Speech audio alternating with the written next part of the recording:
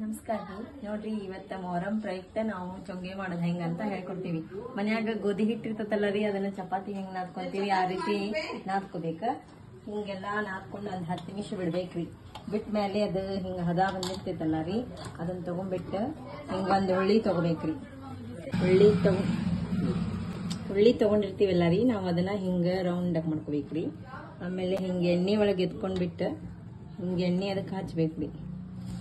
ಹಿಂಗೆ ಐತಲ್ಲ ರೀ, ಈಗ ಮೊಹರಮ್ಮಗ ಅಲ್ಲಾ ದೇವ್ರಿಗೆ ಬಾಳ ಒಳ್ಳೇದ್ರಿ. ಎಲ್ಲಾ ಮಂದಿನೂ ಅವ್ರಿಗೆ ಎಡಿ ಕೊಡ್ತಾರ ರೀ, ಸಕ್ರಿ ಮತ್ತ ಈ ಚೊಂಗೇನ ಹಿಂಗ್ ಮಾಡಿ ಕೆಳಗ್ ಹಾಕ್ಬೇಕ್ರಿ.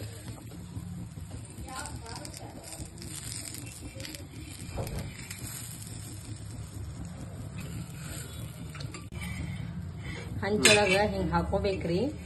ಹಾಕೊಂಡ ಅದನ್ನ ಹಿಂಗ ಬೇಯಿಸ್ಬೇಕ್ರಿ. ಬೇಯಿಸಿ ಬೇಯ್ಬೇಕದ.